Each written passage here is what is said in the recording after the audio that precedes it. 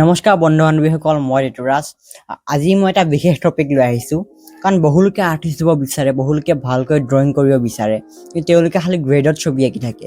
কিন্তু গ্ৰেডত ছবি আঁকি থাকিলে আমি কেতিয়াও এজন ভাল আৰ্টিষ্ট হ'ব নোৱাৰিম, কাৰণ এজন আৰ্টিষ্টে সকলোবোৰ প্ৰচেছতে ছবি আঁকিব পাৰে। ফ্ৰী হেণ্ড হওক, ৰিয়েল লাইফ হওক, এটেলিয়াৰ পেইণ্টিংছ হওক, সকলোবোৰ এজন আৰ্টিষ্টে কৰিব পাৰে। তো বহুলোকে ভাবে যে ফ্ৰী হেণ্ড ড্ৰয়িংটো বহুত টান, ৰিয়েল লাইফৰ পৰা যেতিয়া ছবি এটা আঁকে সেইটো বহুত টান বুলি ভাবে। আজি মই ৰিয়েল লাইফৰ পৰা এটা ছবি আঁকিম, লাইফ আঁকিম।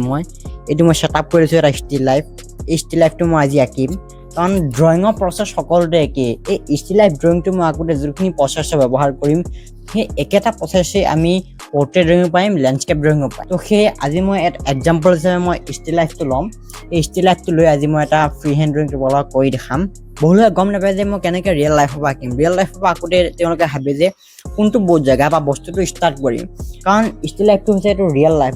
বস্তুটো 3D ফৰ্মত আছে নাই, বস্তুটো আছে 3D ফৰ্মত, চাৰিওপিনে ৰাউণ্ডনেছ এটা আছে। সেই ৰাউণ্ডনেছটো তেওঁলোকে নিজৰ ড্ৰয়িঙত আনিব নোৱাৰে, ষ্টাৰ্টে কৰিব নোৱাৰে। তেওঁলোকে ক'ৰ পৰা ষ্টাৰ্ট কৰিব তাকে ভাবি নোপোৱা মেইন কাৰণটো হৈছে তেওঁলোকে বহুত টানকৈ চাই থাকে। ছবিটো চাই থাকোঁতে আমি ছবিটো চাওঁতে সৰলভাৱে চাব লাগিব, চিম্প্লিফাই কৰি চাব লাগিব। এই চিম্প্লিফাই কৰি চাবই নাজানে।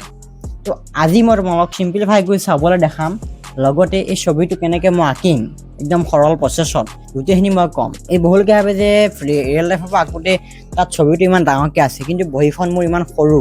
এই সৰু বহীখনত মই কেনেকৈ সেই ছবিটো এপ্লাই কৰিম বা আঁকিম সেইটো বুজি নাপায়। সেই বুজি নোপোৱা মেইন কাৰণটো হৈছে তেওঁলোকে প্ৰপৰ্চনৰ মিষ্টেক কৰে। তেওঁলোকৰ প্ৰপৰ্চনটো ক্লিয়াৰ হোৱা নাই। প্ৰপৰ্চন ইটো বস্তুৰ তুলনাত আন এটা বস্তু কিমান ডাঙৰ বা কিমান সৰু। ধৰি লওক এতিয়া এই জগটো আছে, এটা চচটো আছে, চচটোৰ তুলনাত এই বটলটো কিমান ওখ, কিমান বহল হ'ব, কাপটো কিমান সৰু, কিমান ডাঙৰ হ'ব, সেই প্ৰপৰ্চনৰ ভিতৰত পৰে।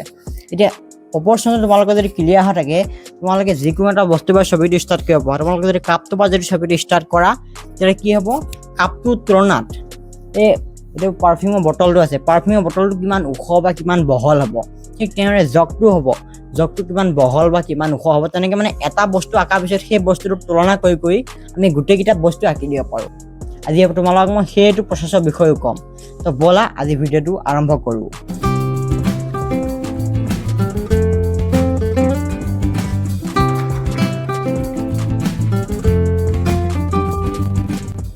তো এভৰিৱান, মই এটা ডেমোটো ষ্টাৰ্ট কৰিছোঁ। তো মই এখন চিম্পল পেপাৰ লৈছোঁ। পেপাৰখন মই বৰ্ডখনত লগাই লৈছোঁ টেপিং কৰি, চেলো টেপ ব্যৱহাৰ কৰি।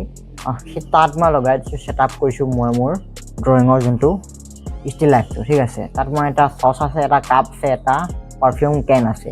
এই তিনিটা বস্তু মই এনেকৈ ছেট আপ কৰিছোঁ। তাত এটা লাইট লগাই দিছোঁ। লাইটটো লগাই দিলে কি হ'ব, তাৰপৰা তাত পোহৰ পৰিব, পোহৰ পৰি ছাঁ পৰিব। লাইট এণ্ড শ্বেডো ফৰ্মটো আমি দেখাব পাৰিম, সেয়ে আমি লাইটৰ ব্যৱহাৰ কৰোঁ। তো এতিয়া এই ছাবজেক্টটো দেখাত বহুত টান লাগিব পাৰে, কিন্তু আমি কৰোঁতে সহজভাৱে চাব লাগিব, চিম্প্লিফাই কৰি চাব লাগিব।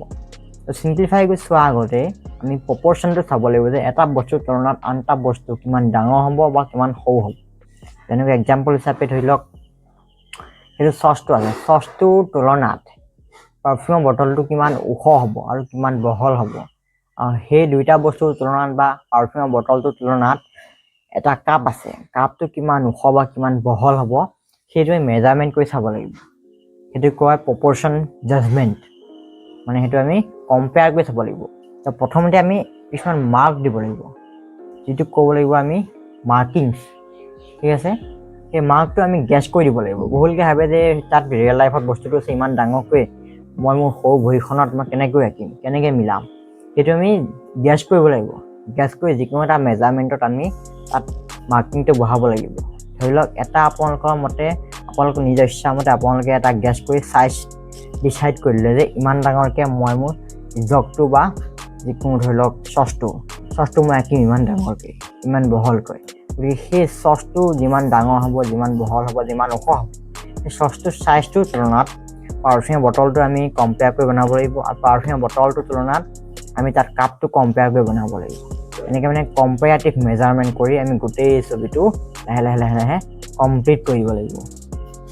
এই প্ৰচেছটোৰ সহায়তে আজি আমি ছবিটো আঁকিম। তো প্ৰথমতে মই মাৰ্কিংটো দিম যে চচটো কিমান ডাঙৰকৈ মই ৰাখিম।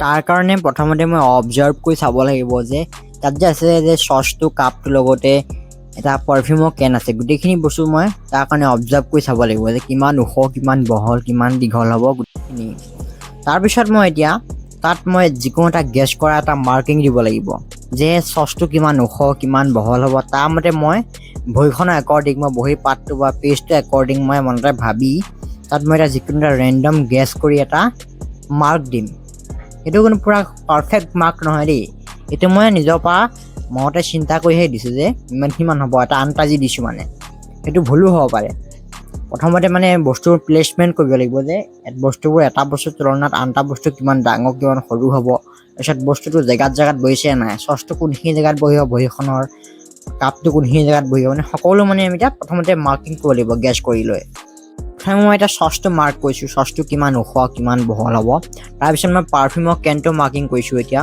পাৰফিউমৰ কেনটো কিমান ওখ হ'ব কিমান বহল হ'ব তাৰ মানে এটা মই বেছিক গেছিং মাৰ্ক দিছোঁ গেছিং মাৰ্ক মানে মই চিন্তা কৰি চাইছোঁ যে এইটো কমচে কম ইমানখিনি মানলৈকে আহিব লাগিব গতিকে সেই জোখটো মতে মই তাত মাৰ্কিংটো এড কৰি দিছোঁ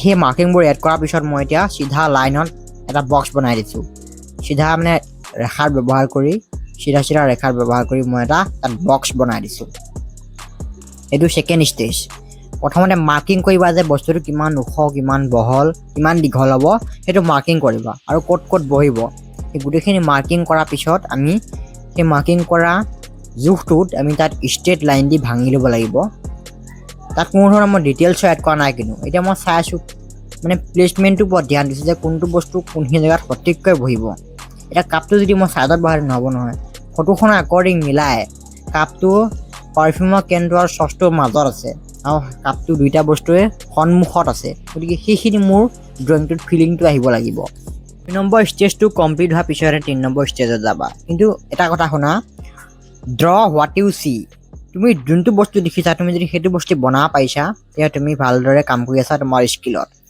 ষ্টাৰ্ট অভাৰ ফিনিছ তুমি এইটো ৰুল মনত ৰাখিবা ষ্টাৰ্ট অভাৰ ফিনিছ মানে ষ্টাৰ্টৰ পাৰ্টখিনি কোনো এটা ড্ৰয়িঙৰ ষ্টাৰ্টিঙৰ পাৰ্টখিনিত আমি চবতকৈ বেছিকৈ গুৰুত্ব দিব লাগে যেনেকৈ এটা বিল্ডিং বনাওঁতে যেতিয়া কনষ্ট্ৰাকশ্যনৰ প্ৰথম যোনখিনি পাৰ্ট বিল্ডিংটো ষ্টাৰ্ট কৰে ভেটি মাৰা চাদ ঢালা সেইখিনি যদি ভালদৰে নকৰোঁ বিল্ডিং যেনে মজবুত হ'ব ঠিক তেওঁতে ড্ৰয়িঙতো তেনেকুৱাই মানে আমি প্ৰথমতে ষ্টাৰ্টিঙৰ প্লেচমেণ্টবোৰ কাৰেক্ট কৰিব লাগিব শুদ্ধ কৰিব লাগিব সেইখিনি ভালদৰে মাথা আনিব লাগিব তাৰপিছত পিছৰখিনি এনেই ভাল হ'ব গতিকে প্ৰথম ষ্টেজটো ধ্যান দিবা ষ্টেজত কি আছিলে প্ৰথম ষ্টেজত মই মাৰ্কিং কৰিলোঁ ছেকেণ্ডত মই সেই মাৰ্কবোৰৰ সহায় লৈ মই ষ্টেট লাইনত সেইবোৰ ভাঙি দিলোঁ থাৰ্ডত এতিয়া লাহে মই যে ডাঙৰ যে ষ্টেট লাইনবোৰ বনাইছোঁ এই ডাঙৰ ষ্টেট লাইনবোৰ মই এতিয়া সৰু লাইনলৈ ভাঙি আছোঁ দেখিছানে নাই এইবোৰ দেখিছানে নাই পিনে মই ডাঙৰ লাইনবোৰ যে বনাইছিলোঁ সেইবোৰ এতিয়া মই সৰু লাইনলৈ ভাঙি আছোঁ কাৰণ চচটো চাৰিচুকীয়া নহয় আয়তাকাৰ নহয় চচটো গোলাকাৰ গতিকে ওপৰত এইটো অভেল শ্বেপ এটা আহিব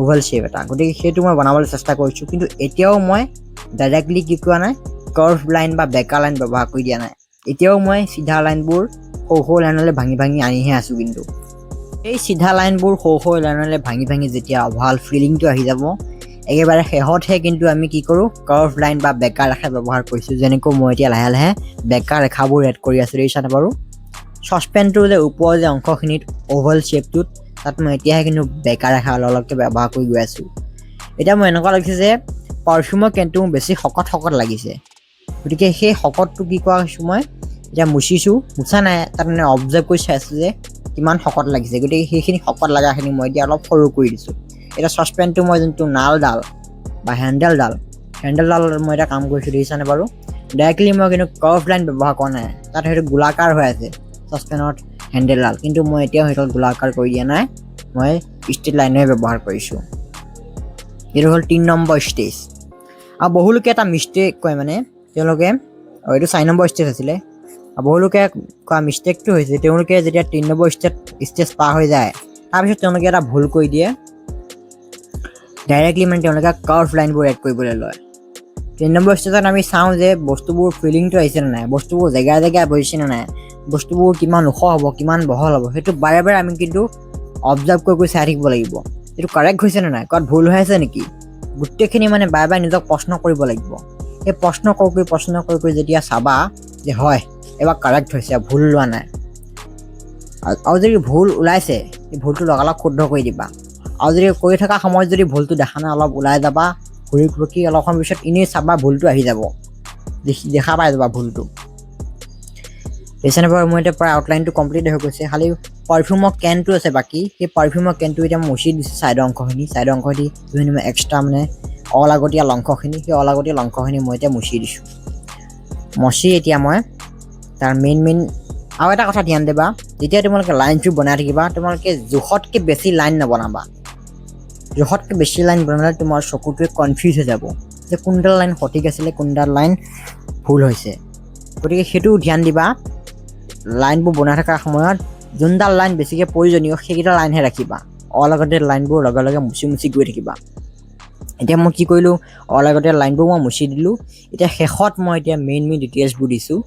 ডিটেইলছ মানে মই এইটো কোৱা নাই যে হাইপাৰ ৰিয়েলিষ্টিক ফটোৰিয়েলিষ্টিক ডিটেইলবোৰ দিছোঁ, মানে এনেকুৱা ডিটেইল দিছোঁ যিটো দিলে মানে অভাৰঅল ফিলিংটো আহে যে মই এইটো ছবি আঁকিছোঁ, হয় তাৰ ফিলিংটো আহিছে। সেই ফিলিংটো আহিবৰ কাৰণে যিখিনি প্ৰয়োজনীয় ডিটেইল লাগে সেই প্ৰয়োজনীয় মই ডিটেইলখিনিয়ে দিছোঁ, কিন্তু মই এনেই অলাগতিয়াল কিছুমান ডিটেইল দিয়া নাই। কাপটোত ফুল এপাহ আছে, কাপটোৰ নালটো কেনেকুৱা, কাপটো ক'ত ছাঁ পৰিছে, ছাঁ পৰাটো বাৰু সেইটো জৰুৰী, কিন্তু ফুল আছে, ডিটেইল আছে, হাইলাইট আছে, সেইবোৰ মই চাই থকা নাই। বহুলোকে মোক প্ৰশ্ন সুধিছে মই হাইলাইট কেনেকৈ দিম, এইবোৰ তোমালোকে নুসুধিবা। কাৰণ প্ৰথমতে আমি ড্ৰয়িঙৰ কনষ্ট্ৰাকশ্যন পাৰ্টটো সঠিক হোৱাৰ পিছত হাইলাইট যি তোমালোকে ডিটেইল ভাবা সকলো কৰিব পাৰিবা, কিন্তু মেইন চবতকৈ গুৰুত্ব দিব লগা পাৰ্টটো হৈছে ড্ৰয়িঙৰ কনষ্ট্ৰাকশ্যন পাৰ্টটো। এইটো তোমালোকে সকলোতকৈ বেছিকৈ গুৰুত্ব দিবা। এনেকৈ চিম্পুলকৈ বনাই গৈছোঁ দেখিছা নম্বৰ। এতিয়া একেবাৰে 5 নম্বৰ ষ্টেজতহে মই ভালকৈ কি কৈছোঁ, কাৰ্ভ লাইনবোৰ ব্যৱহাৰ কৰিছোঁ। কিন্তু 4 নম্বৰ ষ্টেজলৈকে মই ষ্ট্ৰেট লাইন সেইবোৰে চাই আছোঁ যে বস্তুটো সঠিক জেগাত বহিছে নে নাই, বস্তুটো বেছি ওখ হ'ল নেকি, আকৌ বেছি বহল হ'ল নেকি, নিজকে বাৰে বাৰে প্ৰশ্ন কৰিবা ড্ৰয়িংটো কৰোঁতে। কাৰণ এই ষ্টাৰ্টিঙৰ পাৰ্টখিনিত বহুতেই আমি গুৰুত্ব দিব লাগিব। ষ্টাৰ্টিঙত যেতিয়া তোমালোকৰ ড্ৰয়িঙৰ পাৰ্টটো কাৰেক্ট হৈ যাব, তেতিয়া তোমালোকে সকলো কাম কৰিব পাৰিবা। তোমালোকে ৱাটাৰ কালাৰ, অইল সকলো মিডিয়ামতে তোমালোকে কাম কৰিব পাৰিবা। মেইন হৈছে ড্ৰয়িঙৰ পাৰ্টটো। বহুলোকে ভাবে যে ড্ৰয়িঙৰ পাৰ্টটো ইমান ইম্পৰ্টেণ্ট নহয়, শ্বেডিং কৰিলে এনেই ভাল হৈ যাব, সেইটো নহয়। কিন্তু ড্ৰয়িঙৰ পাৰ্টটো সকলোতকৈ বেছি ইম্পৰ্টেণ্ট। ড্ৰয়িঙৰ পাৰ্টটো ড্ৰয়িংটো যদি তোমালোকে শুদ্ধকৈ কৰিব পাৰা, সকলো তোমালোকে এনেই ক্লিয়াৰ হৈ যাব। এতিয়া মই কি কৰিছোঁ, কেনকেইটা ষ্টিলাইট যোনটো এলিমেণ্টকেইটা তাৰ তলত কি কৰিছে, ছাঁ পৰি আছে। যিহেতু মই তাত লাইটৰ ব্যৱহাৰ কৰিছোঁ, লাইটৰ ব্যৱহাৰ কৰাৰ লগে লগে ছাঁটো ওলাবই, গতিকে মই ছাঁবোৰ এড কৰি দিছোঁ ক'ত ছাঁ পৰিছে। আৰু এটা এড কৰিছোঁ, চচপেনটোৰ ভিতৰ অংশত যিহেতু ডাৰ্কনেছ এটা আছে, গতিকে সেই ডাৰ্কনেছবোৰ এড কৰি দিছোঁ। কাৰণ চচপেনটো হৈছে ষ্টীলত বহুত হাইলাইট থাকে। কি কৰিছোঁ, মই একেবাৰে শেষতহে হাইলাইটৰ জেগাবোৰ দিছোঁ, যে কোনখিনি জেগাত বেছিকৈ ডাৰ্ক হ'ব, কোনখিনি জেগাত বেছিকৈ লাইট হ'ব, কোনখিনি জেগাত টেবুলখনৰ ছাঁ পৰি আছে, গোটেইখিনি মই একেবাৰে শেষতহে বনাইছোঁ। কিন্তু চচপেনটোৰ বডিটোত পিছত মই এতিয়া মাৰ্কিংবোৰ দিছোঁ, যে চচপেনটোৰ ভিতৰ অংশ ক'ত ছাঁ পৰিছে, ক'ত হাইলাইট দিছে, সেইখিনি দিয়াৰ পিছত তাত মই মানে মেইন শ্বেপকেইটা বনোৱাৰ পিছত মই এতিয়া তাত অলপ শ্বেডিং বা হেচিং কৰি দিছোঁ। এইটোকে শ্বেডিং কৰা নকৰা, মই এতিয়া হেচিং কৰি দিছোঁ, মানে অভাৰঅল ফিলিংটো আহিবলৈ যে এইখিনি জেগাত ছাঁ পৰিছে। কিন্তু মেইন শ্বেডিঙৰ পাৰ্টটো এতিয়া মই কোৱাই নাই, কিন্তু মেইন শ্বেডিঙৰ পাৰ্টটো এইটো ষ্টেজৰ পিছতহে হ'ব। কিন্তু এতিয়া ভিডিঅ'টো যিহেতু বহুত লং হৈ যাবগৈ, গতিকে মই পাৰ্টটোত তোমালোকে চাব পাৰিবা যে কেনেকৈ আমি এই ষ্টিলাইটটোত মই শ্বেডিং কৰিম, তাৰ বিষয়ে তোমালোকে পাৰ্টটোত চাব পাৰিবা। কেনেকৈ আমি ভেলুজবোৰ এড কৰিব লাগিব, ক'ত কিমান লাইট পৰিছে, ক'ত কিমান শ্বেডো পৰিছে, সেই সকলোবোৰ আমি ষ্টেপ বাই ষ্টেপ আমি লেয়াৰ বাই লেয়াৰ কৰি যাব লাগিব।